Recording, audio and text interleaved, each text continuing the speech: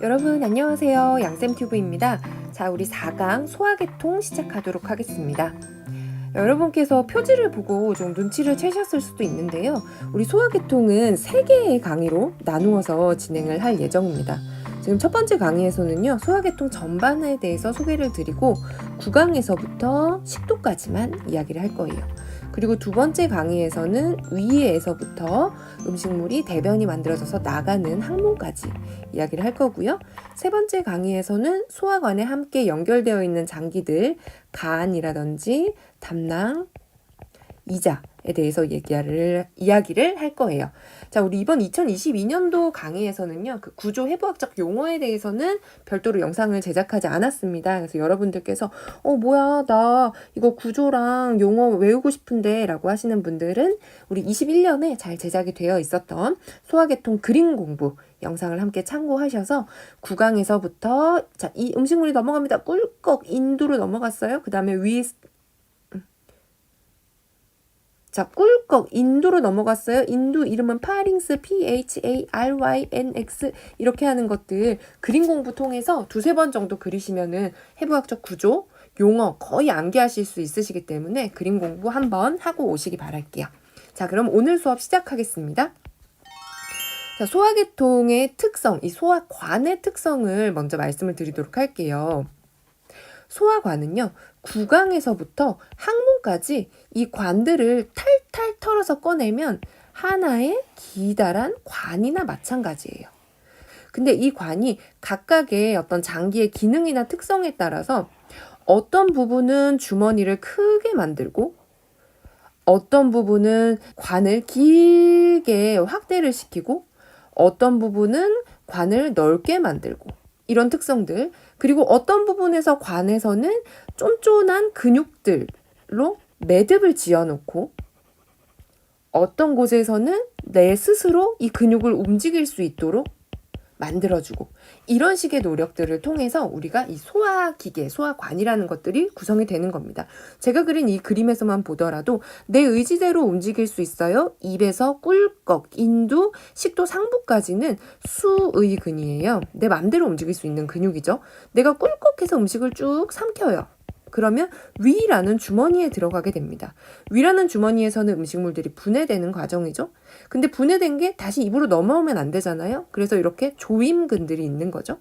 그리고 소장으로 내려가고, 소장은 굉장히 긴 장기예요. 6에서 7m 정도 된대요.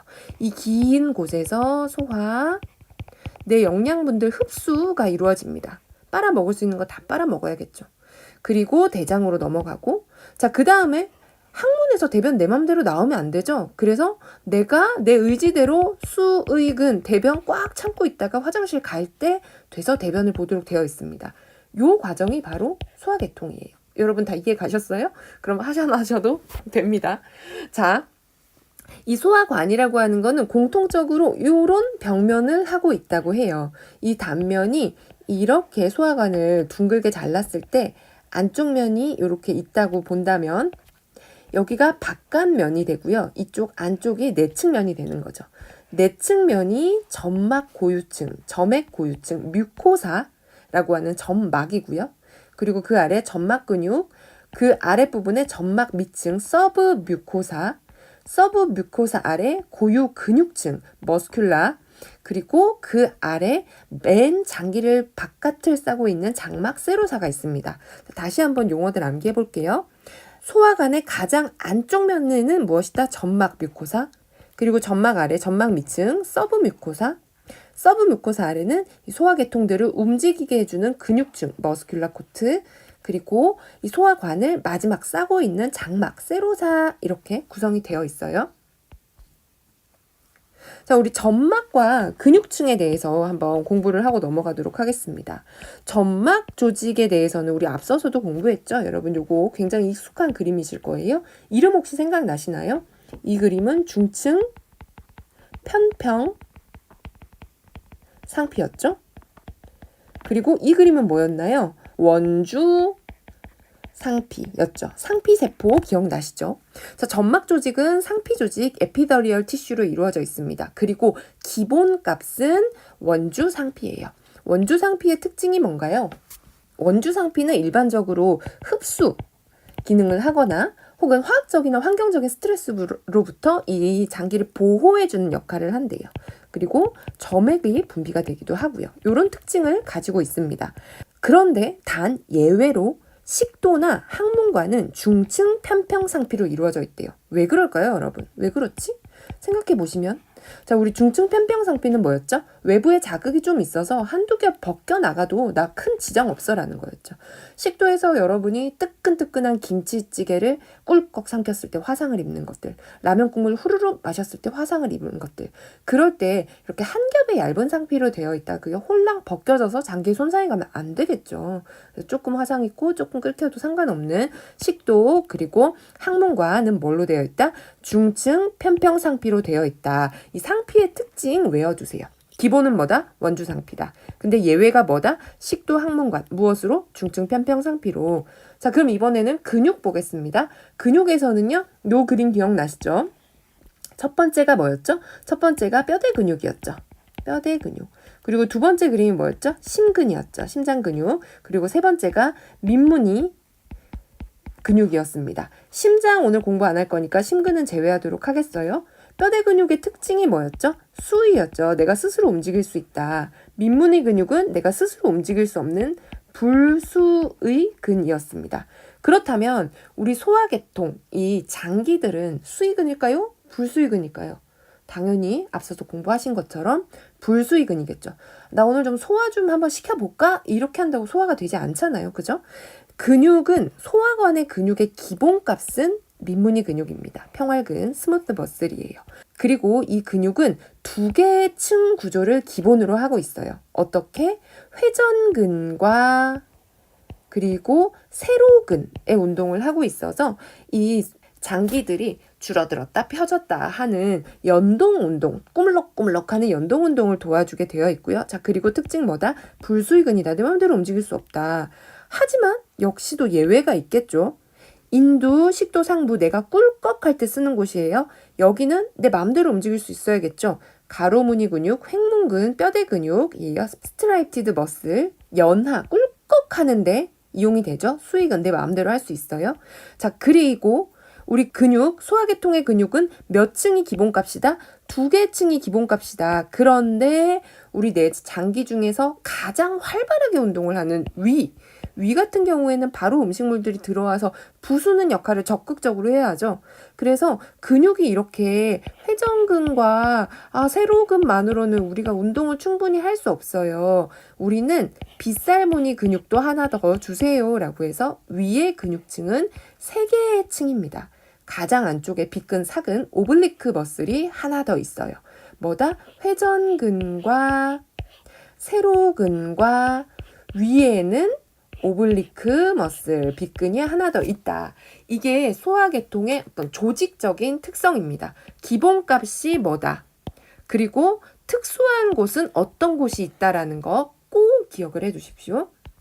그러면 이번에는 우리 소화계통의 신경 에 대해서 알아보도록 할게요. 자, 소화계통의 신경은 점막 및 서브 뮤코사 아래 플렉서스 신경총이 위치하고 있습니다. 점막의 분비 기능을 지배한다라고 해요.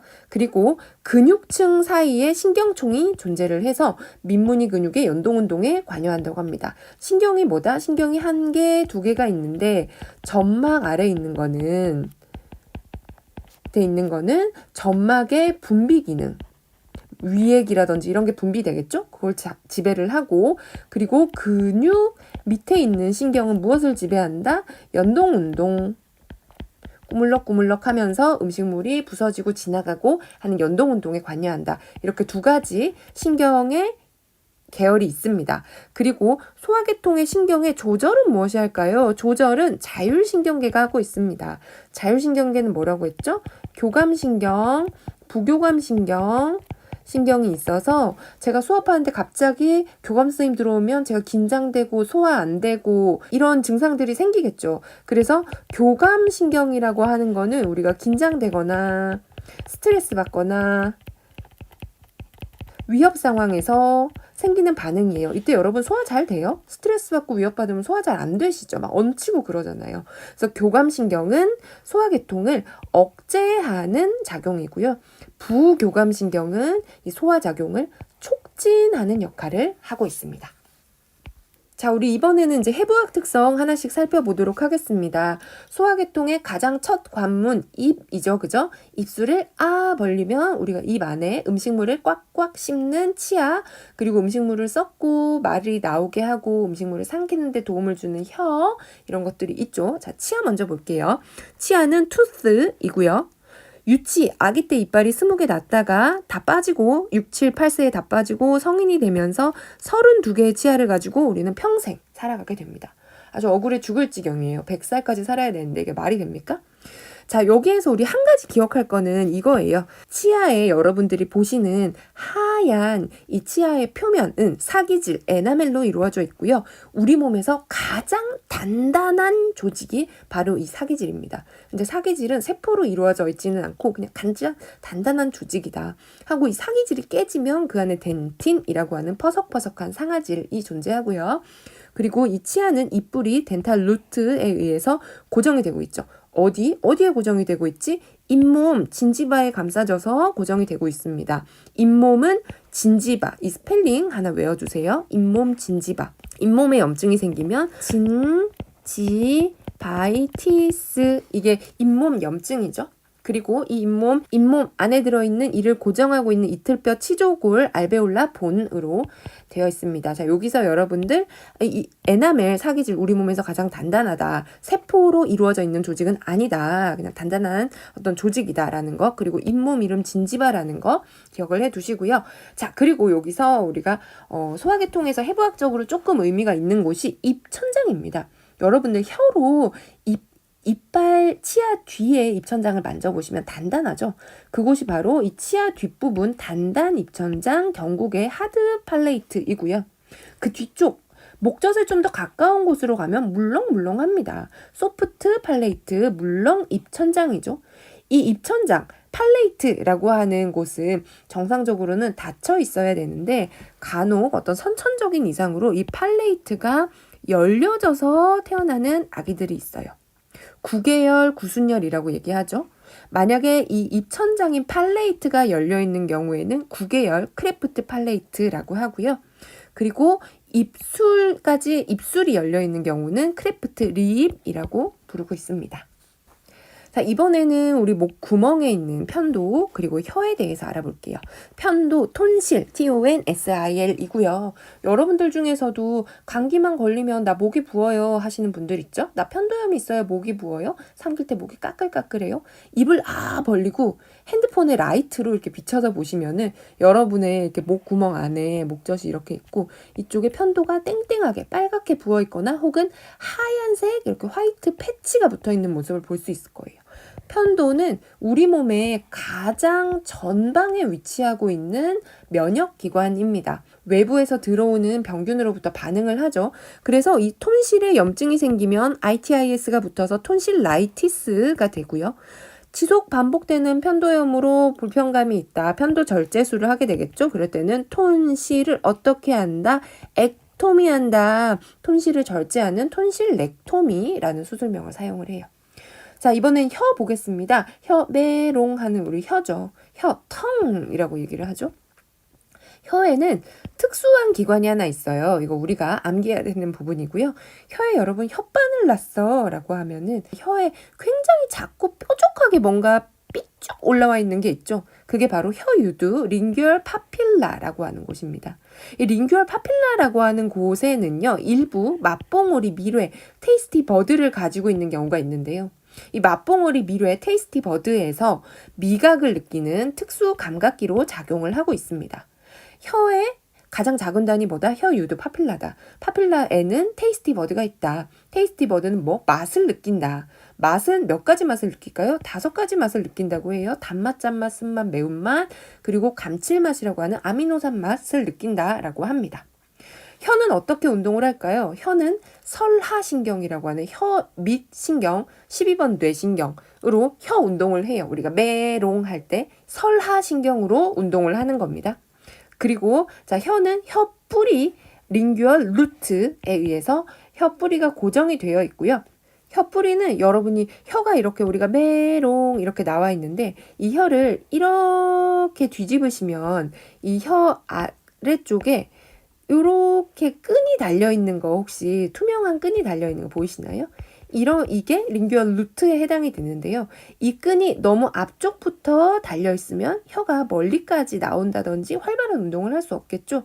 그래서 이 혀 뿌리가 혀에 너무 많은 부분에 붙어 있는 경우 우리가 혀가 짧다라고 이야기를 하죠. 설소대 단축증이라고 하고요. 텅타이 혹은 앙킬로글로시아라고 이야기를 합니다. 이런 게 있을 때는 이제 이 혀뿌리 부분을 가위로 쓱쓱 잘라주고 지혈하면 금방 치료가 되는 부분이에요. 자, 여기에서 여러분이 기억하실 거는 뭐다? 혀유두, 링규얼 파필라라는 조직, 그리고 여기에는 테이스티 버드가 있다. 미각을 느낀다. 미각은 특수감각기에서 5가지 우리가 맛을 느낀다는 거. 혀 운동은 설화신경에 의해서 이루어진다. 자, 다음은 침샘입니다. 침샘은 요 3가지 침샘에 대해서 어느 정도 구분은 해 주셔야 해요. 자, 우리 몸에는 큰 침샘과 메이저 셀리바리 글랜드 그리고 작은 침샘, 타액샘 셀리바리 글랜드가 존재를 합니다. 큰 침샘은 귀밑샘, 턱밑샘, 혀밑샘이 존재를 해요. 우리 몸에서 가장 큰 침샘은 여기 귀밑샘입니다. 이하샘이라고 얘기하고요. 페로티드 글랜드예요. 여러분 이하선염 들어보셨죠? 우리가 멈스라고 부르죠. 이하선염이 바로 이 귀 밑샘에 염증이 생긴 겁니다. 턱 옆이 불룩하게 부풀죠. 우리 몸에서 가장 큰 침샘이고요. 아밀라제나 항체들도 같이 배출을 하고 있고요. 그리고 턱 밑에 아카셈이에요. 하악셈 아니고 아카셈입니다. 서브 만디블라 글랜드예요. 만디블의 아래에 있다는 거죠. 서브 만디블라 글랜드. 아밀라제가 나오고요. 아밀라제는 탄수화물을 분해하는 거죠. 그래서 우리가 입 안에서 저작을 하면서부터 침을 통해서 탄수화물은 분해가 시작이 됩니다. 자, 그리고 혀 밑샘, 설하샘, 혀설 하 아래하, 서브 아래, 아래, 링규얼 아래에 있는 글랜드라는 거. 여기서는 완충액, 윤활액들이 나온다고 합니다. 그리고 입 점막에 광범위하게 작은 침샘이 나오고요. 침이 잘 나오는 거, 우리 침이 줄줄줄 나오는 거는 소화가 잘 될 준비를 막 하고 있는 거겠죠. 그래서 타액의 분비가 자극되는 거는 부교감 신경이 타액 분비를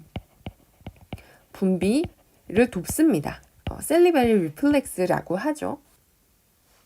자, 이어서 이제 우리 음식을 씹어서 삼켜야겠죠. 씹는 이야기 한번 하도록 할게요. 마스티케이션이라고 해서 마치 캐스터네트처럼 위턱뼈 막실라와 아래턱뼈 만디블이 캐스터네트처럼 딱딱딱딱 움직이면서 저작 마스티케이션을 하게 됩니다. 그때 사용하는 근육은 크게 3가지 종류의 4가지 근육이 있는데요. 대표적인 근육은 마세스터 머슬이라고 하는 깨물근입니다. 여기 이렇게 있고요. 여러분 턱의 맨 끝부분에 우리 얼굴이 이렇게 있으면 턱의 이 맨 끝부분에 여러분 손을 이렇게 한번 갖다 대보세요. 그리고 이빨을 앙 물어보세요. 그럼 여기 근육이 약간 이렇게 불룩하게 튀어나오는 게 느껴지실 거예요. 만약에 여러분이 갸름한 턱을 원하신다. 그러면 가장 먼저 하는 게 사각턱 보톡스 맞으러 가요 라고 할 때 바로 이 마세스터 머슬에 보톡스 주사를 꽝꽝 맞게 되면은 효과가 있게 됩니다. 길게는 설명 안 할게요. 자, 그리고 2번째로 템포랄 머슬이라고 해서 이렇게 얼굴 위쪽으로 타고 올라가는 근육, 관자근이 또 우리 씹는 데 도움을 줘요. 그래서 보톡스를 맞아서 마세스터 머슬에 힘이 빠지게 되면은 우리가 뭔가 딱딱한 걸 씹게 될 때 템포랄 머슬에 힘이 들어가서 막 눈옆이 땡기고 이런 일이 생깁니다. 제가 왜 알게 됐는지는 묻지 않으시기를. 자, 그리고 또 우리 저작할 때 쓰는 근육은요. 안쪽, 바깥쪽, 익돌근, 날개 근육이라고 하는 건데요. 이 마세스터 머슬과 템포럴 머슬 안쪽에 있는 근육이고요. 저작을 함께 도와주고 있습니다. 그래서 이 근육들에 의해서 마스티케이션이 일어나고요. 자, 다음 연하입니다. 연하는 꿀꺽 삼키는 거죠. 연하는 우리가 공부했던 혀, 텅, 그리고 물렁 입천장, 소프트 팔레이트, 그리고 인두, 파링스, 식도 상부, 에소파고스의 가로무늬 근육이 협조해서 일어나는 반사 운동이에요. 우리 아까 소화계통의 근육의 기본이 뭐라고 했죠? 근육의 기본은 민무늬 근육입니다. 불수이죠. 꿀렁꿀렁 연하 정도만 해요. 자율신경의 영향을 받죠. 근데 혀, 물렁입천장, 인두, 식도, 상부 이 부분에는 뭐다? 가로무늬 근육의 협도다. 가로무늬 근육은 뭐죠? 내가 스스로 하는 거예요. 수의근. 내가 삼킬 거야 라고 하고 여러분들이 꿀꺽 삼키시는 거죠. 협조가 일어나는 반사 운동이고요. 연하에 사용되는 신경들은 설인신경, 9번 신경, 그리고 미주신경, 10번 신경, 설하신경, 우리 아까 메롱 할 때 사용한다고 했었죠? 그 설하신경 12번 뇌신경이 사용이 됩니다. 자, 이번에는 인두에 대해서 공부를 하겠습니다. 인두는 아마 요즘에 가장 고통받고 있는 신체 기관이 아닌가 생각을 하는데요. 우리가 코로나 검사를 할 때 코 찌른다라고 얘기를 하잖아요. 근데 사실 코를 찌르는 게 아니라 비강으로 들어가서 비인두를 터치하고 나오는 게 우리가 하고 있는 PCR 검사, 신속항원 검사인 것이죠. 그래서 비인두, 우리 나소파링스가 지금 너무 고생 중이다. 파링스는 숨이 들어가는 호흡계통의 역할도 하고 있고요. 음식물이 지나가는 소화계통의 역할도 하고 있습니다. 우리 몸에서 음식과 호흡, 숨이 동시에 지나가는 어떤 특징적인 장기예요. 파링스는 크게 세 군데로 구분을 해볼 수 있어요. 비인두, 구인두, 하인두 이렇게 구분할 수 있어요. 비인두는 코에 연결되어 있는 부분이겠죠. 요즘에 우리 고통받고 있는 비인두, 나소파린지얼, 에피파링스 등의 단어들로 불리고 있고요. 다음 구인두는 목에서 꿀꺽 넘어갔을 때 목구멍에서 만나는 곳이죠. 오로파링지얼. 그리고 하인두는 후두, 라링스와 만나는 부분입니다. 그래서 라링고파링스라고 부르거나 하이포파링스라고도 부릅니다. 자, 이렇게 인두는 세 개로 나뉘어져 있다. 그리고 이 인두 부분에는 우리가 앞서 설명했던 편도가 존재하고 있습니다. 편도는 뭐라고 했죠? 우리 몸의 최전선에서 가장 바깥 부분에서 점막 관련 림프 조직으로 외부 병원체로부터 감염을 방어하는 역할을 해요. 그래서 여러분들이 어떤 감기균이나 어떤 균에 감염이 되셨을 때 가장 먼저 목이 붓고 목이 깔깔하고 이런 증상들이 생기시는 겁니다. 그리고 우리 혀인두신경, 인두반사라는 게 있죠? 뭔가 우리가 입을 벌려서 구인두 쪽이 터치가 되면은 구토할 것 같은 반응을 일으키죠. 그게 파린지얼 리플렉스라고 이야기를 하게 되고요. 자, 오늘의 마지막 식도입니다. 식도 에소파구스죠. 식도 에소파구스. 에소파구스는 입에서 꿀꺽하고 삼겨서 위까지 쭉 내려가는 얇은 관입니다. 하나의 얇은 관처럼 생겼지만 이 관은 생리적 협착 부위라고 해서 조금씩 넓어지고 좁아지고 하는 부위가 있어요. 길이는 약 25cm. 제법 길죠, 그죠? 음식물이 꿀꺽꿀꺽꿀꺽 넘어갑니다. 음식물이 넘어가면서 라면 국물 너무 뜨거워, 나 상처 입었어, 까졌어. 그래도 괜찮아. 왜? 난 중증 편평상피니까. 까져도 괜찮아. 중증 편평상피다. 그리고 근육은 상부 3분의 1 부분은 그래도 삼키는데 도움을 줘야 돼요. 그래서 가로무늬 근육으로 이루어져 있고 나머지 하부 3분의 2 부분은 민무늬 근육으로 이루어져 있습니다. 우리 소화계통의 기본값이 뭐라고 했죠? 점막은 원주상피가 기본값이고 근육은 민무늬 근육이 기본값이다. 하지만 식도는 굉장히 특이한 부분들이 있네요. 이런 것들 잘 기억해 주셔야 돼요. 난이도가 높은 문제에서 이런 상피세포라든지 근육의 특성을 묻는 문제들이 잘 나옵니다. 자, 우리 식도는 뭐죠? 인두, 파링스를 통해 들어온 음식물을 위, 스토머로 전달해주는 역할, 연동운동, 꿀렁꿀렁의 역할을 하고 있습니다. 그리고 생리적 협착 부위라고 해서 후두 연골 부근, 기도 압박부, 가로막 통과 부위가 이렇게 조금씩 꼬불꼬불 해가지고 좁았다 넓었다 하는 부위들이 있대요. 이런 것들 어떤 역할을 할까요? 음식물이 넘어갈 때 속도 조절을 좀 해주겠죠. 그리고 위에 여기서는 결정적으로 위에 역류를 막아주는 하부식도 조임근이 있습니다. LES라고 하고요. 요거는 암기를 해주십시오. Lower Esophageal Sphincter라고 하는데요. 우리 위에서는 위산이 나오잖아요. 근데 이 위산이 여러분들이 먹고 바로 누웠다고 해서 바로 식도로 넘어오고 구강으로 넘어오면은 그 시큼시큼한 것들이 정상적으로 계속 넘어온다? 그러면 어떨까요? 조직의 손상도 있고 일단 좀 불편하겠죠. 그죠? 그래서 우리 조물주께서는 하부 식도 조임근을 통해서 위의 내용물이 식도로 넘어오지 않도록 쪼아 놓았습니다. Lower Esophageal Sphincter LES예요. LES. 근데 우리 인간들이 뭡니까? 조물주의 뜻을 항상 거스르죠. 그래서 먹고 바로 눕고 배 터질 때까지 먹고 그리고 바로 눕고 막 이런 일들을 해서 이 위에서 자꾸 꿀렁꿀렁 음식물들이 넘어오는 일이 생기는 거예요. 그게 바로 위식도 역류 질환 가스트로 에소파지알 리플렉스 디지즈의 약자 GERD입니다. GERD도 굉장히 많이 나오는 단어죠. 우리 질병 공부하시는 분들은 잘 알아두셔야겠죠. 원인이 뭐죠? 위산이 역류하는 거예요. 위에는 pH 1 정도의 굉장히 강한 산성, 우리 몸에서 가장 산성인 곳이 바로 위이거든요. 근데 이 위산이 식도로 꿀렁꿀렁 넘어오는 거예요. 그래서 식도에 이 중층 편평상피가 까지고 자꾸 까지고 이런 일이 생기는 거예요. 역류성 식도염, 미란성 식도염이 생기는 거죠. 증상 뭘까요? 자꾸 까지고 시큼한 게 넘어오고 하니까 가슴이 뜨겁게 타는 것 같은 증상.